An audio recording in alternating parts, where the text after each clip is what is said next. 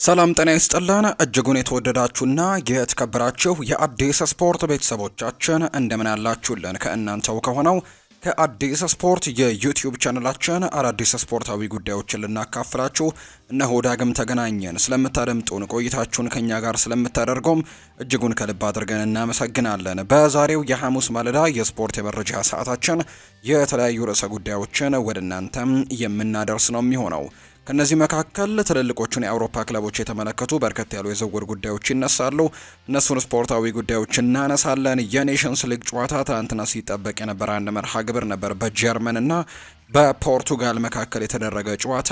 ፖርቱጋል ይህንን ጨዋታ በክሪስቲያኖ ሮናልዶ እና በኮንሴሳኦ ግቦች ታግዛ 2-1 በማሸነፍ ወደ ፍጻሜው ማለፏን ያረጋገጠችበትን ውጤት ነው ትናንትና ማስመዝገብ የቻለችው። ከዚህ ጨዋታ ጋር ማያይዘን እናነሳለን። ከሀገር ውስጥም ሁለት የኢትዮጵያ ፕሪሚየር ሊግ ጨዋታዎች ትናንትና ቀጥለው ተደርገዋል። የእነሱንም የጨዋታ ውጤቶች ወደ እናንተ ማድረሳችንን የምንቀጥል ነው የሚሆነው። ስለምታደምጡን፣ ስለምትከታተሉን፣ ቆይታችሁንም ከኛ ጋር ስለምታደርጉ እጅጉን ከልብ አድርገን ነው የምናመሰግነው። ፉአድ ባህሩ ፕሮግራሙን እየመራው ከእናንተ ጋር ቆይታን አደርጋለሁ። እናንተም ቪዲዮአችንን ላይክ፣ ቻናላችንን ደግሞ ሰብስክራይብ እያደረጋችሁ ከኛ ጋር ቆይታን እንድታደርጉ በአክብሮት ጋብዛለሁ። ከመሸጋገሪያ በኋላ ተመልሰን እንመጣለን። አብራችሁኝ ቆዩ።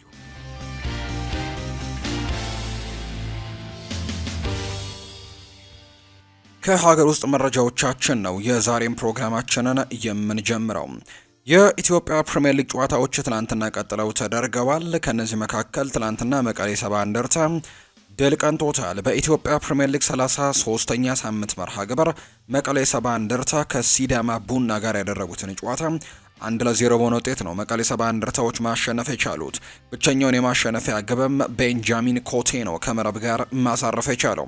ሲዳማ ቡና 46 ነጥቦችን ሰብስቦ አራተኛ ደረጃ ላይ ሲቀመጥ፣ በአንጻሩ መቀሌ ሰባ እንደርታ በ37 ነጥቦች 15ኛ ደረጃ ላይ የተቀመጠ ቡድን ነው። በቀጣይ መቀሌ ሰባ እንደርታ ከኢትዮጵያ ቡና፣ ሲዳማ ቡና ደግሞ ከድሬዳዋ ከተማ የሚያደርጉት መርሃ ግብር የሚጠበቅ ነው።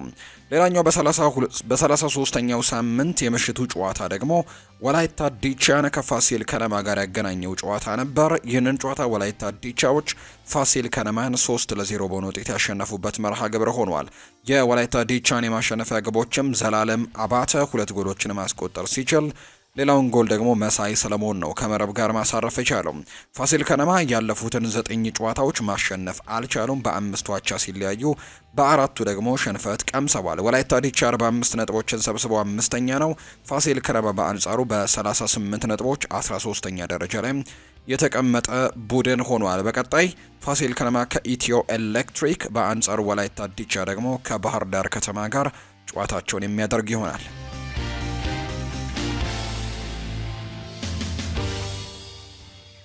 ወደ ውጭ ሀገር ስፖርታዊ መረጃዎቻችን በቀጥታም እናምራ። ትናንትና በኔሽንስ ሊግ ሲጠበቅ የነበረ አንድ ጨዋታ አለ።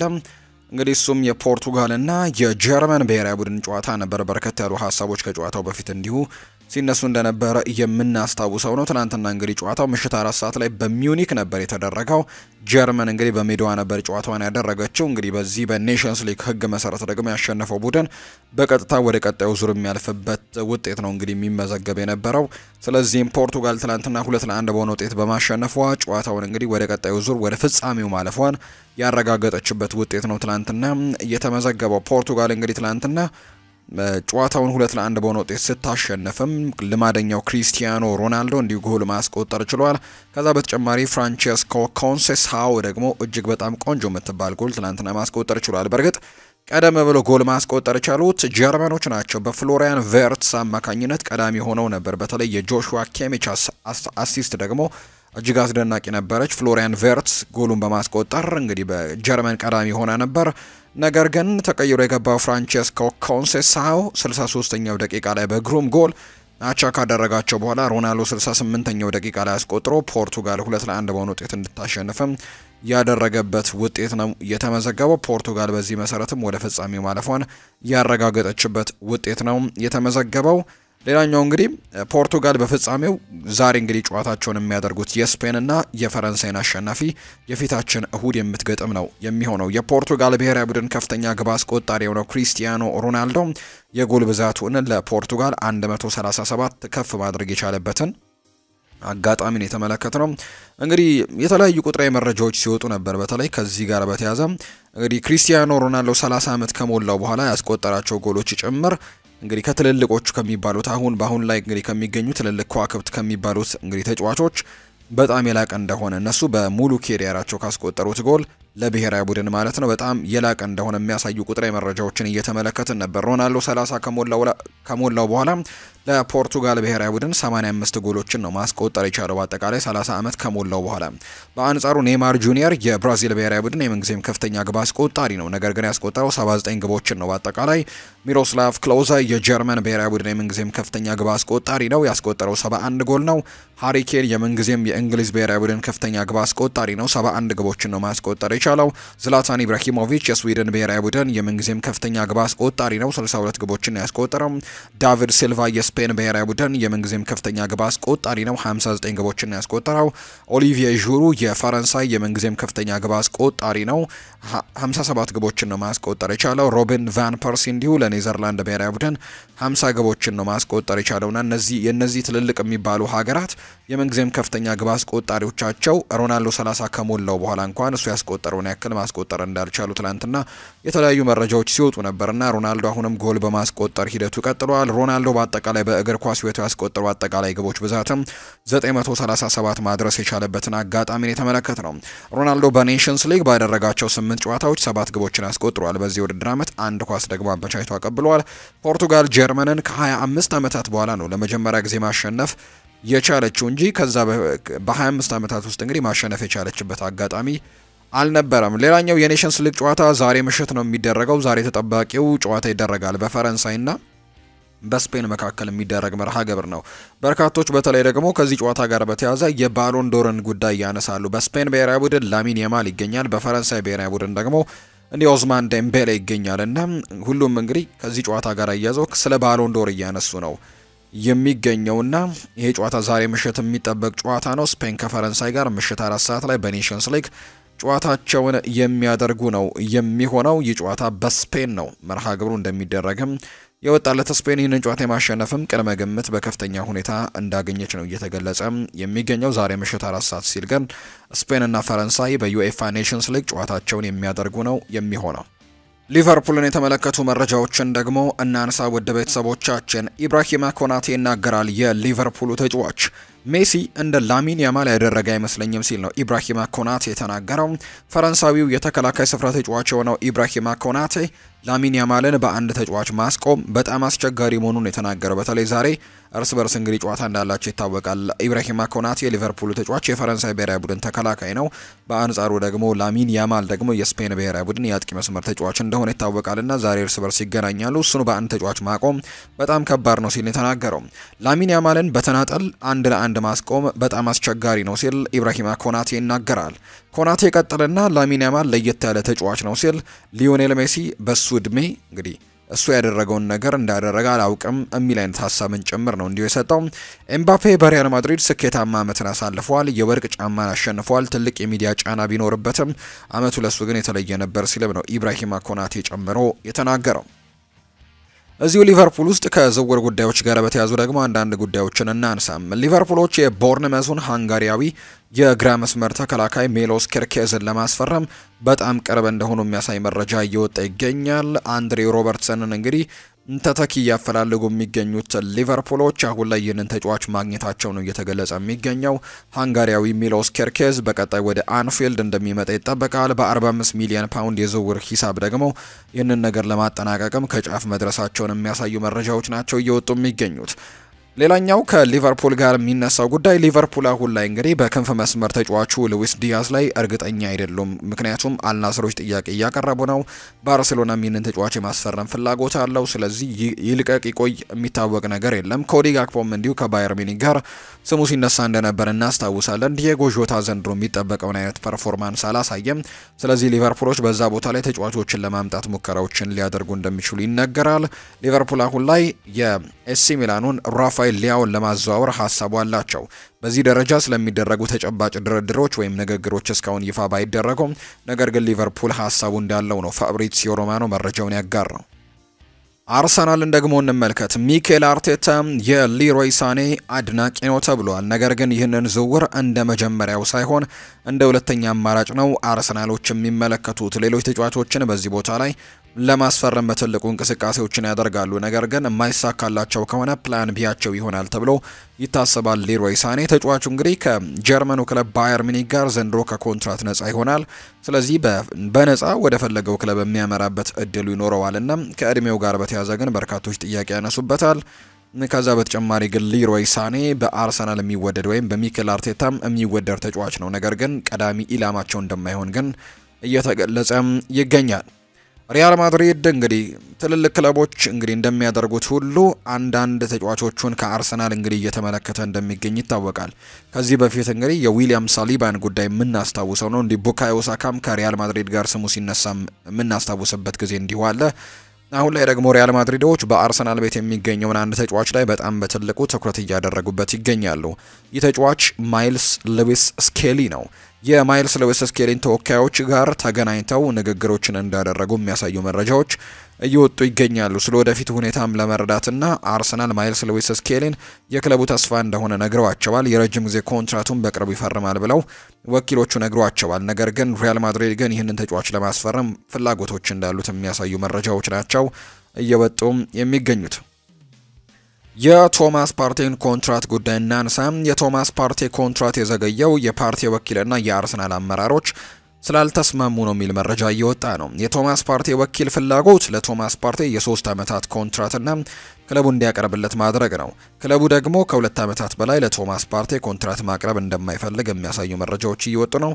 በዚህ ምክንያት ከስምምነት ስላልደረሱ ነው እስካሁን ድረስ እንደዘገየ የሚነገረው እንጂ ትናንትና አርሰናሎች እንግዲህ ተጫዋቾቻቸው እንደሚለያዩ ወይም ደግሞ በዚህ ክረምት የሚወጡ ተጫዋቾቻቸውን ይፋ ሲያደርጉ ወይም ከኮንትራት ነፃ ሆነው የሚለቁ ተጫዋቾችን ይፋ ሲያደርጉ ቶማስ ፓርቴን በዛ ዝርዝር ውስጥ አላካተቱትም። ስለዚህ በአርሰናል የመቆየት እድሉ በጣም ሰፊ ነው የሚሉ መረጃዎች እንዲወጡ አድርጓል። አርሰናል ቤንጃሚን ሼስኮን ለማስፈረም 70 ሚሊዮን ዩሮ እንዲሁ እንግዲህ ዝውውሩን ለመጨረስ ሙከራዎችን ያደርጋል ተብሎ ይታሰባል። ተጫዋቹ ወደ አርሰናል ማቅናት እንደሚፈልግ ይታወቃል። ንግግሮችም ግን ይቀጥላሉ። አርሰናሎች ቅድሚያ ሰጥተው እየሰሩ የሚገኙት በቤንጃሚን ሼስኮ ዝውውር ላይ እንደሆነ መረጃዎቹ እየወጡ ይገኛሉ። ነገር ግን ማንቸስተር ዩናይትድም በቀላሉ እንግዲህ ይህንን ተጫዋች ይለቋል ተብሎ አይታሰብም። ምክንያቱም ክሪስቶፈር ቪቬል ከዚህ በፊት ይህንን ተጫዋች ወደ አረቢ ሳልዝበርግ እንዲመጣ አድርገውታል። ወደ አረቢ ላይፕዚግ እንዲሄድ የሚያደረጉት ቤንጃሚን ሼስኮን ክሪስቶፈር ቪቬል ናቸውና አሁን ደግሞ ክሪስቶፈር ቪቬል በማንቸስተር ዩናይትድ ውስጥ ይገኛሉ። ስለዚህ ይህንን ተጫዋች በድጋሚ ወደ ማንቸስተር ዩናይትድ ለማምጣትም ሙከራዎችን ሊያደርጉ የሚችሉበት እድል ይኖራል ተብሎ ይታሰባል። ምናልባት የሩበን አሞሪም ቀዳሚ ምርጫ የሚሆን ከሆነ 2 ዓመት ለዋንጫው ተቃርበን ነበር ይለናል ሊያንድሮ ትሮሳርድ። ዋንጫ ማግኘት ግን አልቻልንም። ሁላችንም በብስጭትና በእልህ ነው አዲሱን ዓመት ወይም አዲሱን ሲዝን የምንጀምረው። ደጋፊውን መካስ የምንችለው ዋንጫ በማምጣት ነው። ደጋፊዎቻችንን ይቅርታ መጠየቅ እፈልጋለሁ፣ ነገር ግን እርግጠኛ መሆን የምፈልገው ቀጣይ ዓመት እንደምንክሳችሁ ነው ሲል ሊ ትሮሳርድ ሀሳቡን ሰጥቷል። አርሰናል ከተጫዋቹ ጋርም ተለያይቷል። እንግሊዛዊው የፊት መስመር ተጫዋች የሆነው ራሂም ስተርሊንግ የውሰት ውሉ መጠናቀቁን ተከትሎ ከአርሰናል ጋር ተለያይቷል። ተጫዋቹ ለአርሰናል ተሰልፎ በተጫወተባቸው የፕሪሚየር ሊግ ጨዋታዎች ምንም ጎል ማስቆጠር ሳይችል ወደ ቼልሲ ተመልሷል። አርሰናል በተጨማሪም ውላቸው በተጠናቀቀው ከጆርጂኒዮና ከኬራን ቲርኒ ጋርም መለየታቸውን ይፋ አድርገዋል። ግብ ጠባቂ ሁኔታውን በተመሳሳይ በክለቡ የነበረውን የውሰት ውል በመጠናቀቁ አርሰናልን በመልቀቅ ወደ ክለቡ እንደተመለሰ ነው የተነገረው። የሰሜን ለንደኑ ክለብ አርሰናል ከጆርጂኒዮ ጋር ያላቸውን ውል በዚህ ክረምት መጠናቀቁን ተከትሎ መለየታቸውን ይፋ አድርገዋል።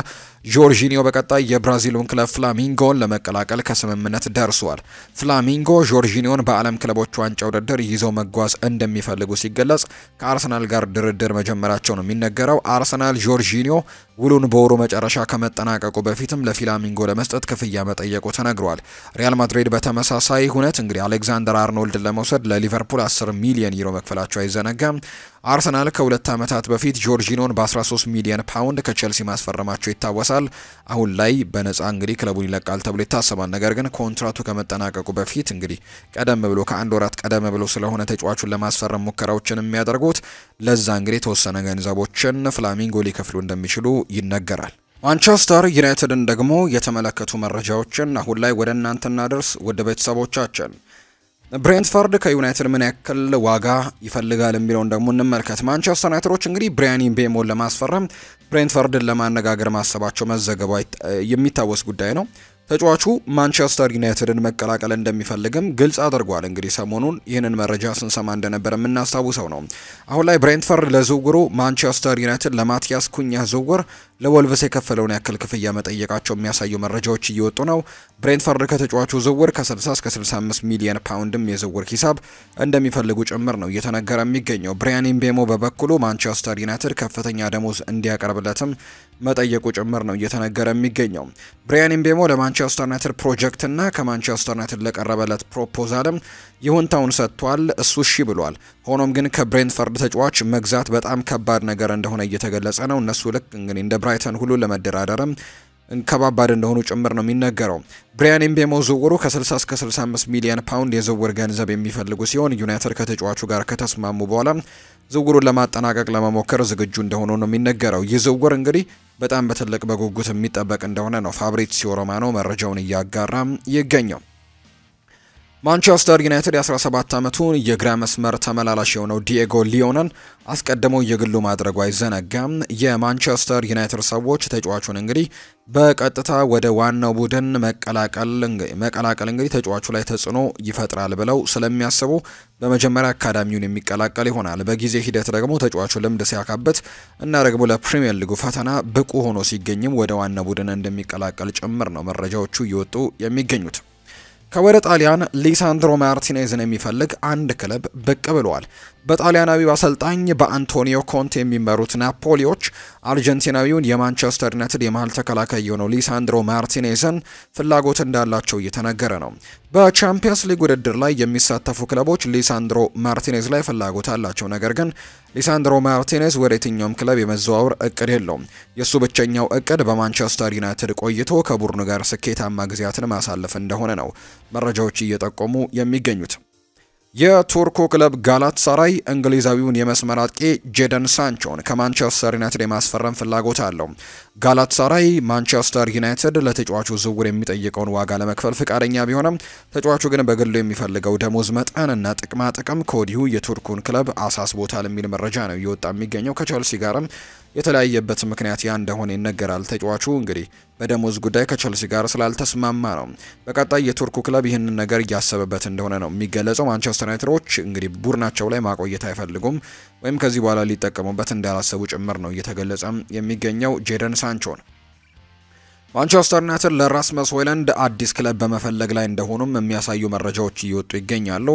ራስመስ ሆይለንድን ፈልጎ የሚመጣ ማንኛውም ክለብ ካለ ማንቸስተር ዩናይትድ በቀጥታ ለመሸጥ ወይም ደግሞ የመግዛት ግዴታ ባለበት የውሰት ውልም ለመስጠት ዝግጁ መሆናቸው ጭምር ነው መረጃዎች እያጋሩ የሚገኙት። ማንቸስተር ዩናይትድ በክረምቱ የዝውውር መስኮት ከእንግሊዙ ክለብ አስተን ቪላ እንደሚለቅ የሚጠበቀውን ተጫዋች ለማስፈረም ሙከራዎችን እያደረጉ ነው። በተለይ በዘንድሮው የውድድር ዓመት በግብ ጠባቂ ቦታ ላይ በጣም ችግር ውስጥ ከገቡ ክለቦች መካከል አንደኛው ነው ማንቸስተር ዩናይትድ። በአንድሬ ኦናና እንግዲህ በጣም ችግር ውስጥ ገብተው እንደነበር የምናስታውሰው ነው። እንዲሁ በተቀያሪው ማልታይ ባይንደርም ጭምር ጥሩ ጊዜያቶችን ማሳለፍ አልቻሉም። ስለዚህ በቀጣይ የዝውውር መስኮት እንግዲህ እንዲፈጸሙላቸው ከሚፈልጉ እንግዲህ መሻሻል ካለባቸው ቦታዎች ብለው ከሚያነሱት የማንቸስተር ዩናይትድ ደጋፊዎች መካከል አንደኛው ግብ ጠባቂ ቦታ ላይ ነው እና አርጀንቲናዊውን ግብ ጠባቂ ኤሚሊያኖ ማርቲኔዝ ላይ ጥብቅ ፍላጎት እንዳላቸው ነው ማንቸስተር ዩናይትዶች አሁን ላይ እየተነገረ የሚገኘው። ፖርቱጋላዊው የማንቸስተር ዩናይትድ አሰልጣኝ የሆነው ሩበን አሞሪም ለማንቸስተር ዩናይትድ የበላይ ባለስልጣናት የሚቀጥለው የውድድር ዓመት ከመጀመሩ በፊት የመሃል አጥቂ እንዲያስፈርሙለት በግልጽ ጠይቋቸዋል።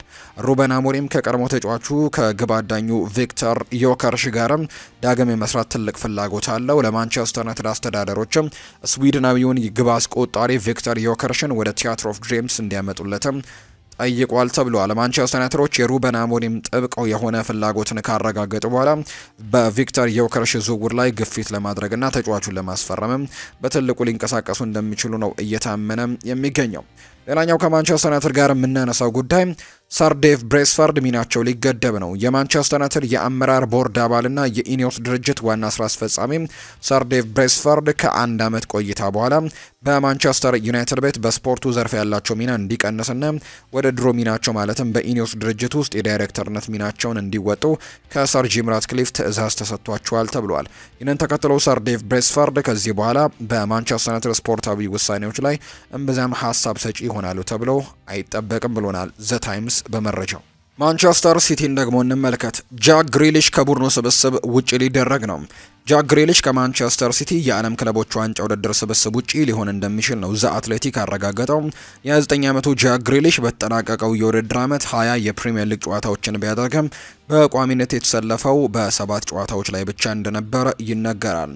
አሁን ለአሰልጣኝ ፔፕ ጓርዲዮላ ጃክ ግሪሊሽን ቤቱ ጥለው ወደ አሜሪካ ለማቅናትም ቡድናቸውን ማዘጋጀታቸው ነው እየተዘገበ እንደሚገኝ መረጃዎቹ እየወጡ እንደሚገኙ የጠቆሙት። ማንቸስተር ሲቲ ጃክ ግሪሊሽን ጥለው የሚሄዱት እንግዲህ አዲስ ክለብ እንደሚፈልግም እድል ለመስጠት ሲሆን እንደሚችል ነው እየተገለጸ የሚገኘው። በሊጉ የመጨረሻ ሳምንት መርሃ ግብር ፔፕ ጓርዲዮላ ማንቸስተር ሲቲ በጃክ ግሪሊሽ ወደፊት ቆይታ ዙሪያ ከወኪሉ ጋር ይነጋገራል ብለው እንደነበር ይታወሳል። አሁን ላይ አዲስ ክለብ እንዲፈልግ በዓለም ክለቦች ዋንጫ ላይ ተሳታፊ አይሆንም ተብሏል። ማንቸስተር ሲቲ ከራያን ቸርኪ ጋር በግል ጉዳዮች ላይ ከስምምነት ላይ ደርሰዋል። ማንቸስተር ሲቲ ለሊዮን ይፋዊ ጥያቄዎችን በሚቀጥሉት ሰዓታት ውስጥም ያቀርባሉ ተብሎ ይጠበቃል። በስተመጨረሻም ዝውውሩ ይጠናቀቃል ተብሎ እንደሚታሰብ ነው ፋብሪዚዮ ሮማኖ ይፋ ያደረገው። ቲጃኒ ራይንደርስ ፕሪሚየር ሊግ በእርግጥም በጣም ጥሩ ውድድር ነው። በዝውውሩ እንግዲህ የተሳተፍኩኝ በጣም ትንሽ ነው።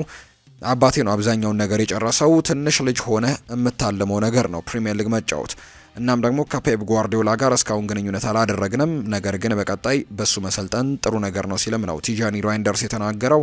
ለማንቸስተር ሲቲ እንግዲህ ከጫፍ እንደደረሰ የሚታወቅ ዝውውር ነው እና የተጫዋች በቀጣይ የሲቲ ተጫዋች ይሆናል ብሏል ስፖርት ዊትነስ በመረጃው። ናታን አኬም እንዲሁ ይናገራል። በግሌ በጣም አስቸጋሪና ተስፋ አስቆራጭ ሲዝን አሳልፍ ያለው በጣም ብዙ ጉዳቶች ነበሩብኝ፣ እንዲሁም ደግሞ የአእምሮ ረፍትም አልነበረኝም። ለጨዋታ ሙሉ ለሙሉ ብቁ አልነበርኩም። ለጥቂት ወራት እግሬ ላይ ከባድ ጉዳት አለብኝ ተጫውቼ ያለው ዶክተሮች እንደሚጠፋና የቆየ ጉዳት እንደሆነ ነግረውኛል። ነገር ግን አሁንም ተመለሱ የመጣ ይመስለኛል። እንደዛም ሆኖ ግን ማንቸስተር ሲቲ መጥፎ ጊዜ ላይ ስለነበር ዝም ብዬ ተጫወትኩኝ። ጉዳቱ ግን በጣም ከባድ ሆነብኝ። በስልጠና ጊዜ መራመድ እየተቸገርኩኝ ነበር። ከዛ በኋላ ትንሽ ረፍት መውሰድ እንዳለብኝ ተረዳሁኝም ብሏል። ናታን አኬ ነው ይህን ሀሳብ የሰጠው። ማንቸስተር ሲቲ እና ኒውካስል ዩናይትድ 30 ሚሊዮን ፓውንድ የሚገመት ግብ ጠባቂ ይፈልጋሉ። ሁለቱም ክለቦች ወደ ግዢ እንግዲህ ከመቸኮል ይልቅ ጨረታ ከማቅረባቸው በፊት በተጫዋቾች ሽያጭ ላይ ያተኮሩ ናቸው። የክረምቱ የዝውውር መስኮት በፍጥነት እየተሰራ ይገኛል። ሁለት የእንግሊዝ ታላላቅ ክለቦች በርካታ ተመልካቾችን ቀልብ የሳበውን በወጣት የፕሪሚየር ሊግ ግብ ጠባቂ ዙሪያ የሚደረጉ ልውውጦችንም እየተመለከቱ ነው። ክለቦቹ ለረጅም ጊዜ መፍትሄዎችም ገበያውን በጥንቃቄ እያጤኑት ይገኛሉ። በማንቸስተር ሲቲ በተለይም ከሌሎች ክለቦች ጋር ያለው ግንኙነት እያደገ ባለበት በዚህ ሰዓት የኤደርሰን ሞራይስ ወደፊት እጣ ፈንታ እርግጠኛ አልተኮነበትም። የሱ መልቀቅ ደግሞ በኋላ ላይ እንግዲህ ትልቅ ክፍተትን የሚከፍት ሲሆን ሲቲዎች ተተኪዎችን ከወዲሁ ዝርዝሮቻቸውን እያዘጋጁ ነው። በተመሳሳይ ኒውካስል ዩናይትድም አማራጮቻቸውን እየገመገሙ ይገኛሉ። ምንም እንኳን ኒክ ፖፕ በሴንት ጄምስስ ፓርክ ውስጥ የታመነ ሰው ሆኖ ቢቆይም ጉዳቶችና በአውሮፓ ውድድር ውስጥ ጠንካራ ጥልቀት አስፈላጊነት ክለቡን አማራጭ እንዲመረምርም አድርጓቸዋል። ሁለቱም ክለቦች ወደ ግዢ ከመቸኮል ይልቅ ግን ጨረታ ከማቅረባቸው በፊት በተጫዋቾች ሽያጭ ላይ ነው የሚያተኩሩት። ነገር ግን ቢዘገኝም በዚህ ተስፋ ሰጪ በሆነው ጄምስ ትራፎርድ ላይ ያላቸው ፍላጎት ግን አሁንም አልሸሸጉም ሁለቱም ክለቦች። እንግዲህ እንደ ዘገባዎች ከሆነ ጄምስ ትራፎርድ አሁን ላይ በሁለቱም በማንቸስተር ሲቲ እና በኒውካስል ዩናይትድ ክትትል እየተደረገበት ነው። የበርንሌው ግብ ጠባቂ 30 ሚሊዮን ፓውንድ የሚገመት ሲሆን ባሳየው ድንቅ ብቃት በተለይም ከእድሜው አንጻርና ችሎታውን በማየትም የግብ ጠባቂ ክፍሎቻቸውን ለማደስም እንግዲህ ለሁለቱም ክለቦች ትልቅ አቅርቦት ሊሆን ይችላል ተብሎ ይታሰባል። አሁን ምንም አይነት እንግዲህ መደበኛ ቅናሾች ባይቀርቡም ሁለቱም ክለቦች ተጫዋቾችን ካዘዋወሩ ሁኔታ በፍጥነት ሊለወጥ ይችላል የሚል መረጃ እየወጣ ነው። ለጄምስ ትራፎርድ አንድ የውድድር ዘመን ከመደበኛው የፕሪሚየር ሊግ እግር ኳስ በኋላ በሙያው ውስጥም ትልቅ ስኬት ማለት ሊሆን ይችላል። የ21 ዓመት ወጣት በርንሌን የተቀላቀለው ባለፈው ክረምት የሲቲ አካዳሚ ለቆ አሁን ደግሞ በቀጥታ ወደ ላይ ሊወስደው የሚችለው ሌላ ትልቅ እንቅስቃሴንም ሊያደርግ እንደሚችል ጭምር ነው እየተገለጸ የሚገኘው። ሲቲ የሊቨርፑልን ተንታኝ ሊቀጥሩ ነው። የሊቨርፑሉ ተንታኝ ጄምስ ፍሬንች ክለቡን እንግዲህ ከ13 ዓመታት በኋላ በመልቀቅ ማንቸስተር ሲቲን ሊቀላቀሉ መሆኑ ተነግሯል። ከ2012 ጀምሮ ሊቨርፑልን ያገለገሉት ጄምስ ፍሬንች በማንቸስተር ሲቲ ተንታኝና የቆመ ኳስ ስልጠና ላይ የሚያተኩር ሚና እንደሚሰጣቸው ተነግሯል።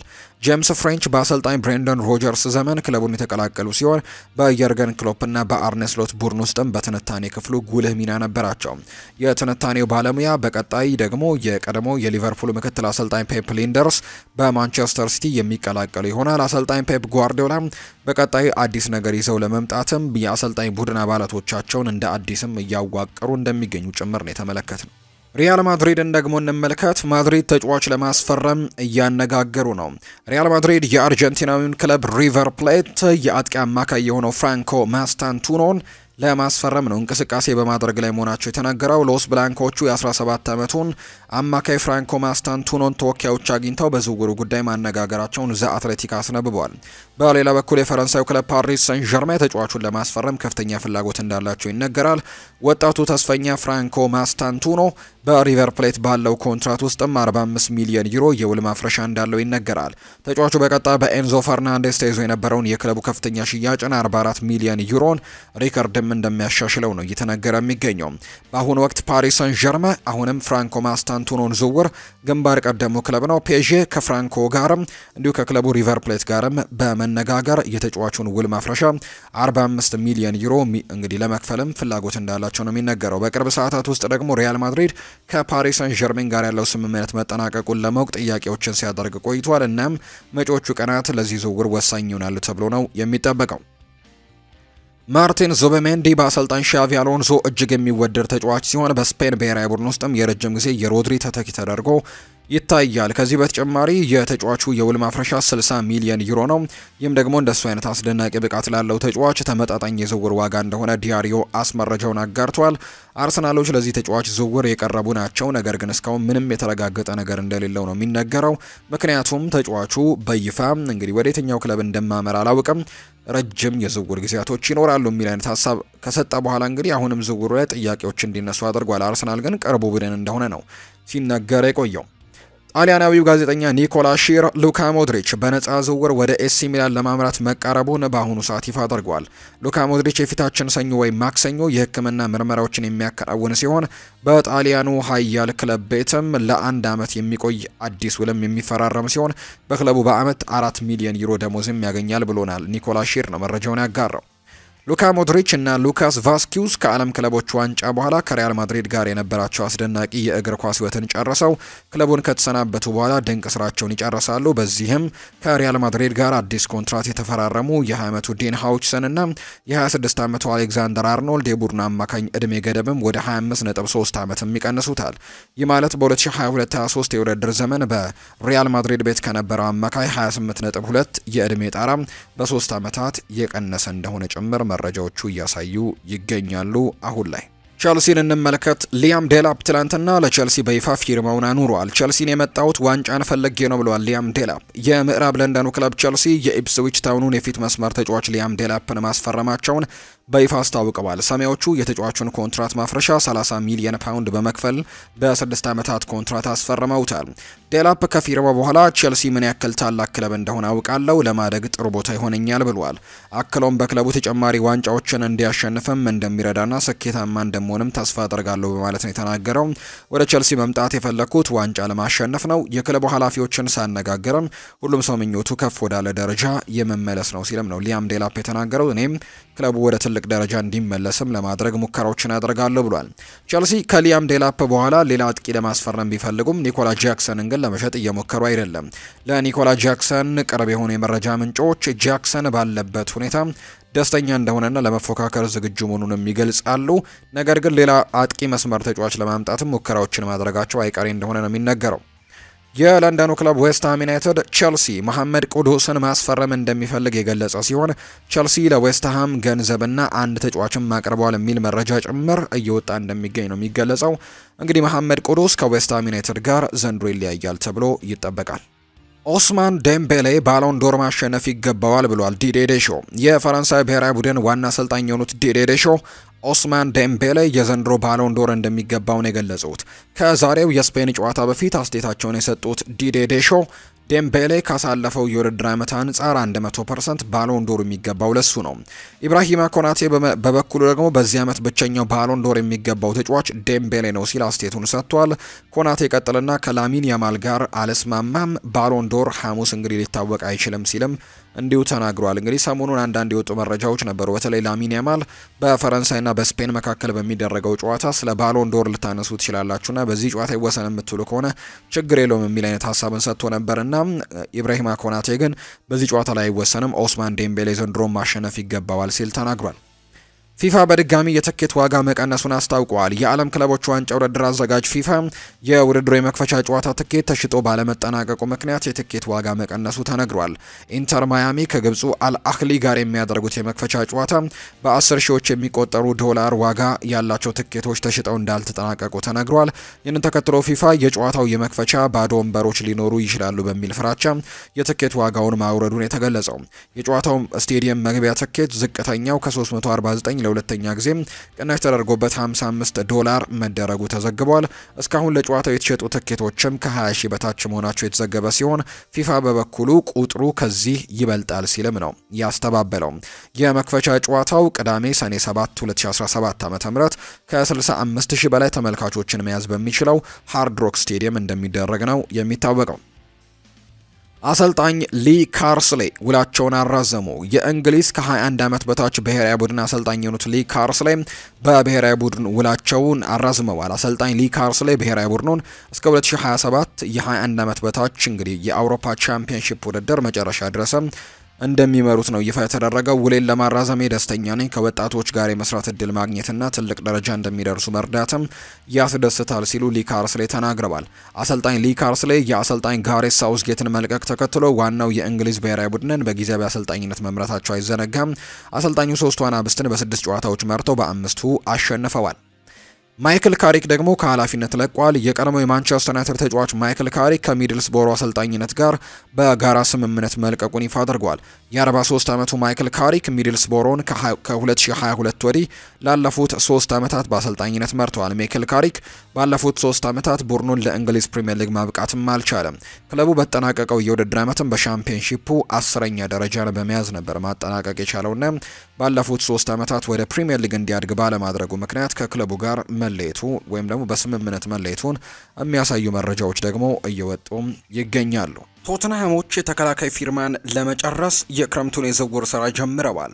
ቶተንሃም ሆትስፐርስ የኦስትሪያዊው ኢንተርናሽናል ኬቨን ዳንሶን ከፍሬንች ሊግ 1 ሌንስ በቋሚነት እንግዲህ ማስፈረሙን የክለቡን ይፋዊ ድረገጽ ዘግቧል። የ26 ዓመቱ የመሃል ተከላካይ በ2024-25 የውድድር ዓመት ሁለተኛ የውድድር ዘመን አጋማሽ በውሰት በቶተንሃም ሆትስፐርስ ያሳለፈ ሲሆን ክለቡ እንግዲህ አሁን ላይ በስምምነቱ ላይ የተካተተውን የመግዛት ግዴታንም ለመፈጸም ተገዷል። የኬቨን ዳንሶ ዝውውር ቶተንሃም በአጠቃላይ 25 ሚሊዮን ዩሮ ያስወጣል። ኦስትሪያዊው አሰልጣኙ ፖስት ኮግሉን እንግዲህ ያሳመነ ሲሆን ሌላኛው የቶተንሃም ኃላፊዎችን በማሳመኑም የመቆየት እድሉን አስፍቷል። ኬቨን ዳንሶ በቆየባቸው ጥቂት ወራትም ፖስት ኮግሉን አስደንቋል። ዳንሶ በተከላካይ ክፍሉ ላይ የረጅም ጊዜ አማራጭ ተደርጎም ይወሰዳል። በጥር ወርም ወደ ሰሜን ለንደኑ ክለብ ከደረሰ በኋላ ዳንሶ በጉዳትና ወጥነት በሌለው መልኩ ለተንኮታኮተው የቶተንሃም ተከላካይ መስመርም መረጋጋትንና ጥልቀትን ሰጥቷል። ከኳስ ጋር ያለው መረጋጋትና የአመራር ባህሪያትም በፍጥነት በደጋፊዎች ተወዳጅ እንዲሆን አድርጎታል። ቶተንሃም ሆትስፐርሶች ከዩሮፓ ሊግ ድል በኋላ በቻምፒየንስ ሊግ ስለሚኖሩ ከወሳኙ የውድድር ዘመን አስቀድሞ ቡድናቸውን ለማጠናከር ተዘጋጅተዋል። ፖስተኮግሉ በቡድን ውስጥም አዳዲስ ተጫዋቾችን ለማምጣት የክለቡ ድጋፍ ያለው ሲሆን ለቻምፒየንስ ሊግ መብቃታቸው ደግሞ እነዚያን ፊርማዎች ለማድረግ የገንዘብ ድጋፍ ሰጥቷቸዋል። የዳንሶ ሁለገብነት በሁለቱ የመሃል ተከላካይ ስፍራዎች መጫወት መቻሉ የቡድኑን ቅርጽ ማሳደግ በፈለገው ለፖስተኮግሉ ትልቅ ሀብት ይሆናል።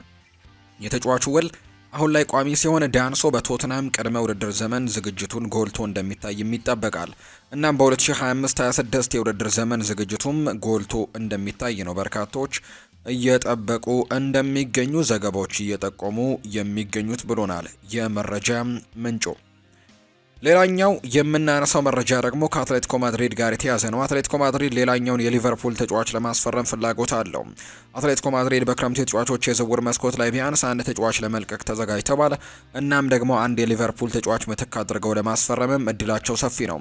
አንሄል ኮሪያ ወደ ሜክሲኮ ለመዘዋወር ስምምነት ላይ እንደደረሰ ከተነገረ በኋላ አትሌቲኮ ማድሪድን ሊለቅ ሲሆን አዲስ ተተኪንም ለማምጣት እየሰሩ ነው። በአትሌቲኮ የአንሄል ኮሪያ ተተኪዎች ቀደም ብሎ የተዘረዘሩ ሲሆን የክለቡ ባለስልጣናት እየተመለከቱት ያለው ዋነኛው ተጫዋች ዳርዊን ኑኔስ ነው ተብሎ ይታመናል። ዩራጓዊ ወደ ዋንዳ ሜትሮፖሊታኖ እንዲመጣም በእጅጉ ይፈለጋል። ነገር ግን በአትሌቲኮ ቤት አንዳንድ ለውጦች የታዩ ሲሆን አሁን ላይ የዳርዊን ኑኔስ የቡድን አጋርን ኢላማ አድርገው እየተመለከቱት ነው። ዲያሪዮ አስ እንደዘገበው ከሆነ አትሌቲኮ ማድሪድ ፍሬድሪኮ ኪየዛን በዚህ ክረምት የተጫዋቾች የዝውውር መስኮትም ኢላማ አድርገውታል። በ2024 ሊቨርፑልን የተቀላቀለው ጣሊያናዊ በዚህ ክረምትም እንዲለቅ ይፈቀድለታል። የአትሌቲኮ እግር ኳስ ዳይሬክተር የሆኑት ካርለስ ቡሴሮም እንግዲህ ጣሊያናዊው የመስመር አጥቂ በእጩ ዝርዝር ውስጥንም አስቀምጠውታል። አትሌቲኮ ማድሪድ ፍሬድሪኮ ኪየዛን እንደ ጥሩ የገበያ እድል ያዩታል። ሊቨርፑልን መሸጥ ይፈልጋሉ፣ ነገር ግን በውሰት ሊለቁትም ይችላሉ። በዚህ ረገድ ፍሬድሪኮ ኪየዛ ከዳርዊን ኑኔስ በጣም ረከስ ያለ ይሆናል። ይህም ደግሞ ለሎስ እንግዲህ ካልቼኔሮቹ የበለጠ ተፈላጊ ያደርገዋል። አትሌቲኮ ማድሪድ በክሪስቲያን ሮሜሮና በአሌክስ ቤና ላይም ትልቅ ገንዘብን ለማውጣት ስላሰቡ ሌሎች ቅናሽ ዝውውሮችን ለእነሱ ተመራጭ ናቸው።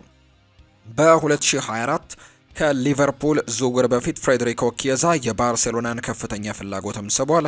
ዝውውሩ በፋይናንሻል ችግሮች ምክንያትም ያልተሳካ ሲሆን አትሌቲኮ ማድሪድ በዚህ ክረምት ስምምነቱን ለማጠናቀቅም ብዙ እድሎች ይኖሩታል። በዚህ ክረምት አትሌቲኮ ማድሪድ ፍሬድሪኮ ኪየዛን ለማስፈረም ጠንካራ ጥረትም ያደርጋል። የጣሊያኑም ኢንተርናሽናል ወደ ሴሪኤው ለመመለስ ከሚፈልጉት ናፖሊዎች አትሌቲኮ ፉክክር እንደሚጠብቃቸው ነው እየተጠበቀም የሚገኘው። የተወደዳችሁና የተከበራችሁ ቤተሰቦቻችን ለዛሬ ያዝንላችሁ አዳዲስ ስፖርታዊ መረጃዎቻችን እነዚህን ይመስላሉ። ስላደመጣችሁን ቆይታችሁን ከኛ ጋርም ስላደረጋችሁ እጅጉን ከልብ አድርገን እናመሰግናለን። ፉአድ ባህሩ የዛሬውን ፕሮግራም እየመራው ከእናንተ ጋር ቆይታን አደረኩኝ። በቀጣይ ፕሮግራሞቻችን ሌሎች ርዕሰ ጉዳዮችን ይዘን ደግሞ ዳግም ተመልሰን የምንገናኝ ነው የሚሆነው። በተለይ በአመሻሹ የስፖርት የመረጃ ሰዓታችን ላይ ሌሎች ስፖርታዊ ጉዳዮችን አካተን በስፋት የምንገናኝ ይሆናል። ስላደመጣችሁኝ ስለተከታተላችሁኝ ግን እጅጉን ከልብ አድርጌ አመሰግናችኋለሁ። መልካም ጊዜ፣ መልካም ቆይታ፣ መልካም ቀንም እንዲሆንላችሁ ጭምር ነው በአክብሮት የምመኘው።